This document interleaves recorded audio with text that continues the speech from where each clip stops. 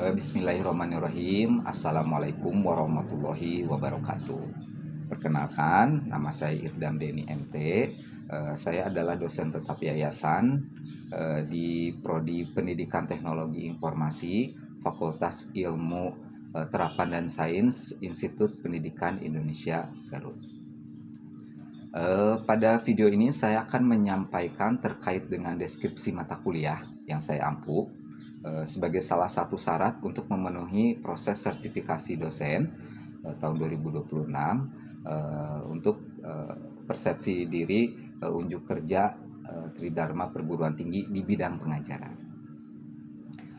Mata kuliah yang saya ampu di Prodi PTI ini cukup beragam, ada hardware, software, dan pemrograman. Nah, di antaranya adalah robotika. Saya mengajarkan tentang dasar-dasar robotik untuk kependidikan. Nah, berikutnya ada arsitektur komputer, mempelajari hardware dan cara kerjanya, ya. Dan pemrograman mobile. Saya juga mengajarkan pemrograman mobile. Salah satu mata kuliah yang saya ampu itu adalah arsitektur komputer. Ini merupakan mata kuliah yang cukup sesuai dengan bidang keahlian saya. Mata kuliah ini ditujukan untuk mahasiswa tingkat 1 semester S1. Ya. Berbobot 3 SKS dilaksanakan di 16 kali pertemuan. Dengan rincian 14 pertemuan itu adalah materi dan praktikum, teori dan praktikum, dan kemudian dua pertemuan untuk ujian tengah semester dan UAS yang berupa proyek. Capaian pembelajaran yang dibebankan kepada mata kuliah arsitektur komputer ini, capaian prodi itu adalah menguasai konsep pengembangan dan pengelolaan teknologi informasi. Karena arsitektur ini mendasari semua, baik dalam membuat pemrograman atau media pembelajaran, itu awalnya adalah dari mengerti tentang arsitektur komputer. Jadi capaiannya mengerti tentang prinsip dasar, algoritma, sistem komputer, sistem operasi. Itu relevan juga untuk mata kuliah yang lain. Itu adalah capaian prodi. Capaian pembelajaran yang cukup banyak, ada 8. Di antaranya adalah mahasiswa harus mampu menjabarkan sejarah perkembangan atau evolusi komputer, bisa menjabarkan arsitektur awal sampai arsitektur generasi sampai arsitektur yang generasi sampai sekarang.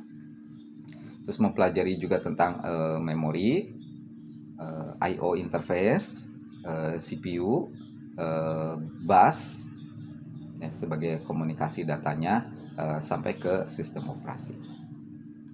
Jadi deskripsi singkatnya, mata kuliah ini mengajarkan tentang organisasi dan arsitektur komputer secara komprehensif, yang menekankan kepada konsep dan sistem komputer yang meliputi bus tadi, eksternal, I/O, dan lain sebagainya. Tujuan mata kuliah sesuai dengan CPMK, ya. Jadi mahasiswa itu harus mampu menjabarkan perkembangan, ya, harus tahu juga mampu menjabarkan, tahu dan mempraktekkan tentang antarmuka, I/O interface, prosesor, memori, dan penyimpanan sampai kepada sistem operasi. Bahan kajiannya adalah sejarah perkembangan evolusi komputer mulai dari generasi awal sampai sekarang, ya, arsitektur CPU, komponen-komponen sistem digital, instruksi, ya, jadi instruksi dan komunikasi data, itu yang dipelajari, yang dijadikan sebagai bahan ajar. Pustaka utama itu dari William Stalling, ini cukup melegenda juga, ya. Yang lainnya adalah dibantu dengan modul praktikum.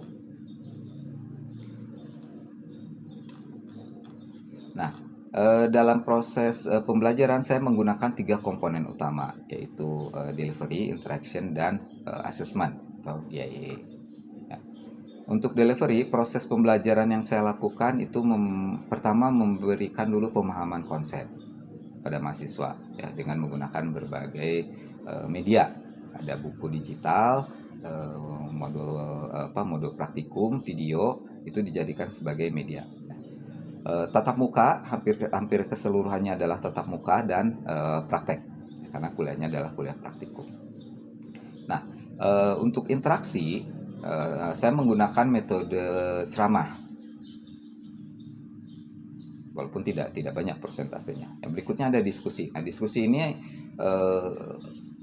apa yang didiskusikan itu adalah penugasan dari minggu sebelumnya. Jadi mahasiswa mengerjakan tugas, dibaca dan didiskusikan sebelum pembelajaran untuk materi berikutnya. Berikutnya ada case learning. Dalam praktek atau praktikum saya selalu memberikan kasus yang mencoba untuk dipikirkan dan dipecahkan oleh mahasiswa. Yang terakhir ada project based learning. Ini saya terapkan di UAS. UAS itu mahasiswa wajib mengerjakan project. Jadi bisa berupa terutama hardware. Jadi mereka bisa merakit, misalnya merakit komputer yang juga dijelaskan bagian per bagian dan cara kerjanya berupa video nantinya. Untuk evaluasi, bagian dari asesmen itu penugasan, yang paling besar itu adalah UTS dan UAS projectnya, itu 30%, yang lainnya adalah praktikum, kehadiran, penilaian sikap dan keterampilan. Itu masuk ke dalam evaluasi dan asesmen. Di awal pertemuan, biasanya saya akan memberikan kontrak mata kuliah. Jadi, menjelaskan tentang RPS-nya, evaluasi, dan proyeknya itu harus disetujui dulu di awal, baru dilaksanakan. Selanjutnya, pertemuan berikutnya itu bervariasi. Pengumpulan tugas, setiap penugasan ataupun dokumen itu dikumpulkan menggunakan LMS. Ya, jadi diupload ke LMS karena tugas itu biasanya berupa artikel atau video. Ya, saya berusaha untuk paperless, maka mempergunakan LMS atau Siakan. Oke, berikutnya saya membuat video pengajaran saya di kelas. Ini menjelaskan tentang CPU. Dari mulai adanya CPU sampai kepada perkembangannya sampai sekarang dan cara kerjanya. Nanti bisa Bapak Ibu lihat bagaimana saya di kelas, walaupun cukup singkat, mudah-mudahan dapat dipahami oleh Bapak Ibu sekalian. Demikian, mangga silakan disimak video pembelajaran saya yang berikut ini. Mangga silakan. Assalamualaikum warahmatullahi wabarakatuh. Waalaikumsalam warahmatullahi wabarakatuh. Oke, selamat siang. Gimana keadaannya siang-siang begini? Mudah-mudahan tidak mengantuk, ya. Oke, hari ini kita akan melanjutkan perkuliahan kita arsitektur komputer. Ya, jadi sebelum perkuliahan kita mulai, saya akan mengabsen dulu satu persatu. Dewanda ada? Hadir. April? Hadir, Pak. Aul, Lia? Hadir, Pak. Arif ada? Ada, Pak. Maaf ya, saya kurang sehat, jadi mungkin suaranya agak mengganggu. Raffi? Hadir, Pak. Hilmi? Izin. Kemana Hilmi? Oh, Novanda juga nggak ada ya hari ini. Ya. Oke, apa-apa. Kita lanjutkan perkuliahan kita di arsitektur komputer, ya. Sesuai dengan rencana perkuliahan kita yang sudah saya bahas di semester awal, bahwa pertemuan ketiga ini kita akan membahas tentang arsitektur komputer. Kalau kemarin kita sudah membahas tentang evolusi komputer, ya, sudah saya lihat juga tugas-tugasnya. Nanti kita bahas di belakang tentang tugas ini, ya. Hari ini kita akan membahas tentang prosesor, ya. Tapi saya akan mengingatkan dulu tentang pembelajaran yang paling utama dari sebuah arsitektur komputer, yaitu arsitektur komputer secara umum. Saya ingatkan lagi bahwa apa saja yang ada di komputer itu di generasi keempat yang sudah dianggap sempurna, yang masih dipergunakan sampai sekarang, itu ada bus. Saya ingatkan lagi tentang bus, nanti kita bahas tersendiri. Ada CPU yang akan kita bahas sekarang. Ada I/O, input dan output. ada memori. Itu yang utamanya saja. Jadi input, proses, output semua diproses di dalam sini dan dikeluarkan di input dan output. Ya. Jadi itu ya arsitektur komputer secara utama. Berarti kalau kita zoom lagi bahwa hari ini kita hanya akan mempelajari ini, bagaimana cara CPU bekerja dan bagaimana perkembangannya sampai sekarang. Ya, kita lihat. Oke. CPU Central Processing Unit ini istilah orang IT. Ya, kalau di istilah umum itu biasanya CPU itu barang yang segede gitu itu disebut CPU. Kalau kita orang IT tidak menyebut itu CPU. Ya, CPU hanya satu bagian kecil ya Central Processing Unit yang sering disebut dengan prosesor. Prosesor itu bahasa pasarnya adalah pasar biar memudahkan. Ya, jadi CPU ini terbentuk ya dibuat oleh para ahli dari tahun 70-an itu perkembangan dari komponen komputer yang seperti tugas kemarin evolusi komputer yang bahwa awalnya komputer itu komponennya adalah tabung yang gede-gede dan terus berubah menjadi bahan semikonduktor. Semikonduktor itu seperti kemana transistor. Transistor itu disatukan lagi menjadi IC. Setelah itu orang berpikir IC itu disatukan lagi, integrated circuit itu ribuan transistor dibuatlah menjadi satu komponen. Ya. Jadi kalau secara fisik mungkin hanya sebesar ini. Ya, hanya satu bagian kecil ini. Inilah yang disebut dengan prosesor. Tapi di dalamnya ini adalah sebagai otak utama dari sebuah komputer atau segala sesuatu yang arsitekturnya seperti komputer, semisal handphone. Ya, jadi itu awal kenapa adanya. Oke. Ya. Berikutnya adalah jenis-jenis CPU. Jadi setelah CPU ini setelah komputer ini menjadi satu kebutuhan terutama di dunia bisnis ya mulai bermunculan pabrikan-pabrikan. Jadi yang awal itu komputer nggak ada CPU-nya, semua hanya memori ya tidak banyak juga storage. Nah, mulai bermunculan pabrikan-pabrikan yang mengkhususkan diri untuk riset dan produksi. Ya, jadi mulai bermunculan tahun ke tahun dan berevolusi. Ya. Jadi semakin tinggi semakin sekarang semakin canggih, semakin tinggi juga performa masing-masing prosesor. Nanti kita lihat bagaimana cara kita melihat performa prosesor. Karena ini kuliah praktikum, ya nanti kita praktekkan bagaimana melihat performa sebuah prosesor. Nah, berdasarkan merek dan pasar, ya, prosesor ini ada beberapa pabrikan yang istilahnya memang mengkhususkan membuat prosesor. Ya, yang pertama ada Intel. Intel ini adalah pabrikan dari Amerika, dari Silicon Valley, di California, berdiri tahun 70-an, di awal tahun 70-an, memproduksi prosesor yang mereka namai Intel prosesor. Perusahaannya juga namanya Intel. Ya. Jadi mulai dari awal generasi awal tahun 70-an itu mereka mengkhususkan diri. Ya. Bentuknya juga berevolusi. Nanti saya akan mentugaskan buat kita bahas untuk minggu depan evolusi dari masing-masing pabrikan ini. Ya. Mulai dari seri 3, 4, 8, terus masuk ke seri-seri multimedia X namanya, ya nanti kalian cari yang lainnya sampai seri yang sekarang seri I, kita menyebutnya I, ya seri I, I3, I5, I7, I9, ya itu bagian dari produksinya Intel, ya mereka berevolusi sesuai dengan kecepatan dan performanya.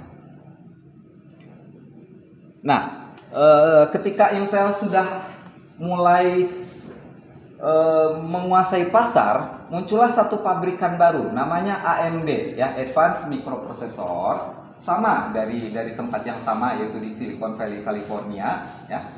Nah, mereka membuat awalnya ya, membuat prosesor yang untuk menyaingi harga awalnya hanya harga saja ya, karena memang Intel itu mendominasi, memonopoli, dibikinlah seri yang dengan performa yang sama, harga yang lebih murah ya. Maka AMD ini mulai juga mengeluarkan seri-seri yang dia istilahnya awalnya itu mengekor apa yang diproduksi Intel, AMD akan memproduksinya ya. Jadi mulailah dengan produksi banyak sekali seri. Nanti nanti kalian cari bahwa ada seri Sempron dan lain-lain, itu adanya di seri di pabrikan AMD ya. Sampai sekarang membuatnya adalah seri Ryzen. Nah, seri Ryzen ini memang untuk menyaingi seri I atau seri I dari Intel ya, Ryzen 5, 7, 9 dan mungkin sampai 9 sekarang. Ya. Berikutnya ada pabrikan ARM prosesor. Ya. ARM prosesor ini berdirinya baru-baru saja sebetulnya. Ketika Intel dan AMD itu sudah sikut-sikutan di pasar, ya, ARM prosesor baru berdiri. Awalnya mereka mengkhususkan tidak membuat prosesor untuk komputer, tidak membuat prosesor yang untuk PC waktu itu. Ya. Mereka membuat prosesor khusus, misalnya untuk barang-barang kayak kebutuhan industri, terus kalkulator. Nah, itu dibuat oleh ARM prosesor. Nah, sampai akhirnya mereka berkembang karena pasarnya tidak dimasuki oleh AMD maupun Intel, ya.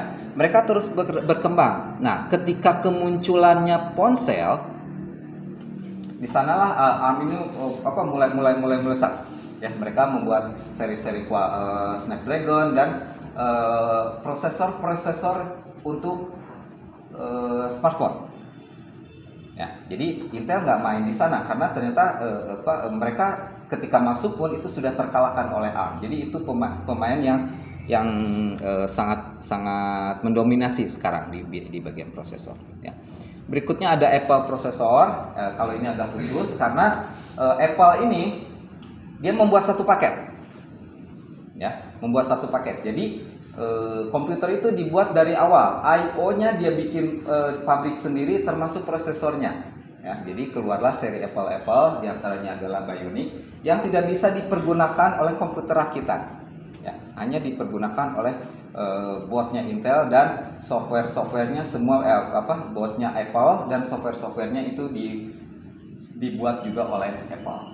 Ya, jadi itu diantaranya pabrikan-pabrikan besar yang memproduksi prosesor sampai sekarang ya, sampai prosesor itu bisa isinya istilahnya adalah miliaran komponen di dalamnya. Ya, yang awalnya tabung itu diperkecil sampai sebesar kurang lebih 6 atau 7 cm ya, mereka bisa sampai miliaran komponen di dalamnya ya.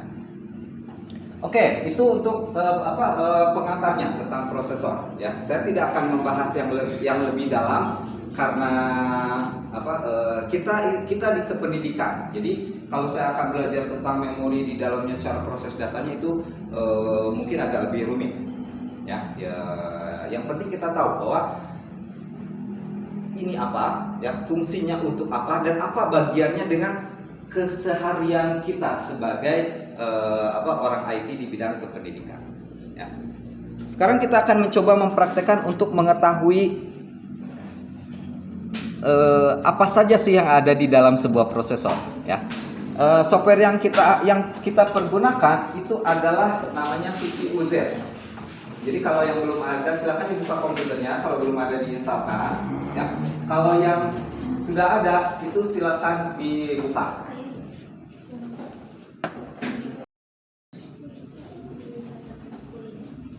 Oke, sudah dibuka CPU-Z-nya.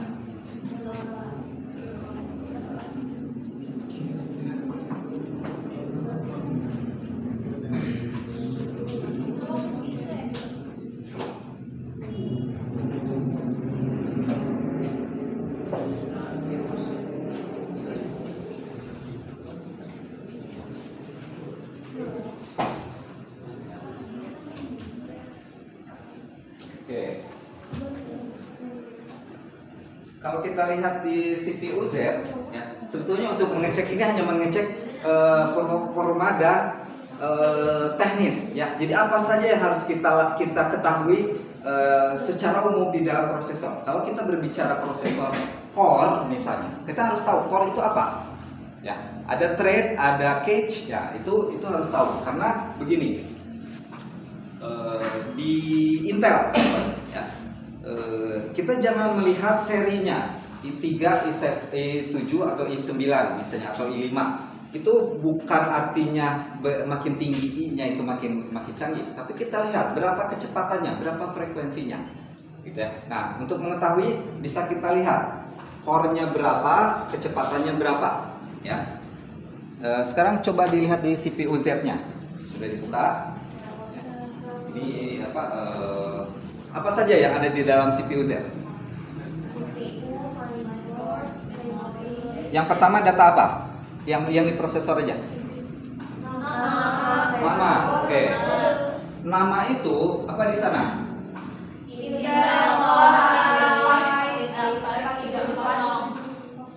Ya. Nah, kalau kita lihat di namanya itu pertama nama pabrikannya. Ya. Yang kedua serinya, yang ketiga adalah spesifikasi frekuensi di sana. Ya, Intel i berapa di situ? i5 belakangnya 3470. Itu adalah kode yang dibuat oleh pabrik. Oh, 3470 ya. Berikutnya apa selain nama? Codename-nya apa? IP bridge ya. Jadi setiap pabrik itu memberi sebuah kode untuk melihat bahwa itu tuh seri yang mana. Biasanya begini, ada IP bridge, ada lag source. Ya, itu ada yang lebih canggih daripada yang lain. Makanya itu biasanya sih dipergunakan untuk pasar. Nah, berikutnya kita akan melihat ada cache nggak di situ? Ada package ya, bahwa ada berapa? Ada 4, artinya di situ ada 4 core yang bekerja, ya. Otaknya itu ada 4. Kalau dulu itu komputer itu hanya single core, berikutnya muncul dual core, terus sekarang sudah 4 atau 8 core. Artinya 4 otak yang bekerja secara paralel bersamaan, ya. Itu kalau kita lihat itu fungsi-fungsi untuk melihatnya bahwa yang harus kita lihat itu adalah frekuensi core-nya berapa, ya, dan frekuensinya berapa kecepatan dari sebuah prosesor. Itu yang lebih penting dibanding dengan seri misalnya i3 atau i5 atau i7 ya. Yang penting adalah frekuensinya. Jadi kalau i7 generasi berapa misalnya, i7 generasi 3 itu akan lebih canggih dari generasi 5 akan lebih canggih dari i9 generasi 1 misalnya, gitu ya, secara kecepatan, walaupun sebetulnya signifikan juga gitu ya. Jadi itu kurang lebih cara mengecek komputer ya. Nanti kita praktekkan bongkar pasang komputer ya, karena nanti kita harus tahu juga sampai dengan komponen-komponen lain. Jadi di dalam mainboard ini nanti kita bongkar, saya sediakan perangkat yang kita bisa bongkar pasang nantinya, gitu ya. Nanti kita belajar bongkar dan harus bisa memasang kembali. Jangan bisa membongkar dan tidak terima pasang. Oke, ada pertanyaan? Saya Pak. Ya, Arif. Kan kalau di desktop Pak, ini nama prosesornya ada Intel Core i5 3470 tuh. Ya. Nah, kalau di laptop saya misal Pak, namanya itu ada AMD Ryzen 6600H gitu Pak. Okay. Apa kalau di laptop tuh ada series A misal, terus ada U gitu. Ya. Kalau yang di desktop mah nggak ada hurufnya gitu Pak. Oke. Gini, jadi di dalam setiap prosesor itu tersimpan metadata, ya, data yang memang tersimpan tersimpan, yang dikhususkan menyimpan spesifikasi secara kode, ya. Jadi ada beberapa kode yang memperlihatkan, nah biasanya disimpan di belakang, yang memperlihatkan bahwa itu adalah spesifikasi yang khusus. Misalnya gini, ada angka yang menunjukkan bahwa dia dipergunakan khusus untuk apa. Jadi dia hanya pakai kode belakangnya. Misalnya dipergunakan khusus untuk laptop, itu akan berbeda dengan yang dipergunakan untuk PC desktop. Ya, jadi biasanya menggunakan kode tertentu. Atau misalnya ada prosesor yang sangat irit listrik, artinya dia penggunaan dayanya itu rendah sekali. Ya, misalnya beberapa prosesor yang disuplai oleh batu baterai itu dikodekan tersendiri. Jadi memang ada kode-kode yang menunjukkan spesifikasi yang berhubungan dengan daya, dengan penggunaan yang khusus. Gitu ya. Jadi betul, kita harus sangat teliti melihat spesifikasi gitu, karena orang pasaran nggak mungkin melihat itu, tapi kita sebagai orang IT harus sampai melihat prosesor itu sampai ke detailnya, cari dia kelebihannya apa dengan kode-kode yang lain, ya. Dan misalnya di CPU Z itu ada soket misalnya, nah itu juga berbeda.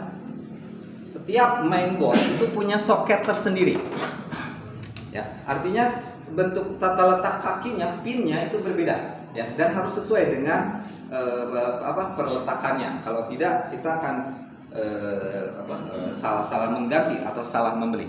Jadi itu perhatikan kode-kodenya. Nah, biasanya secara fisik juga kita bisa lihat, ya, perbedaan kode-kode tadi di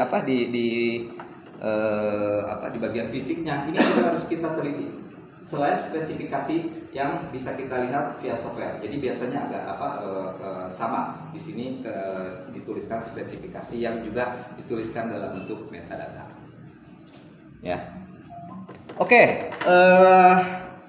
Mungkin hari ini cukup ya untuk prosesor. Nanti kita perdalam minggu depan setelah tahu evolusi dari masing-masing pabrikan. Jadi tugas untuk minggu depan cari evolusi dari Intel. Ya, Intel seri berapa saja sampai sekarang, AMD dan ARM tadi, ya. Jadi kalau misalnya kalian punya smartphone itu artinya bukan handphone lagi, sudah secara struktur itu adalah komputer.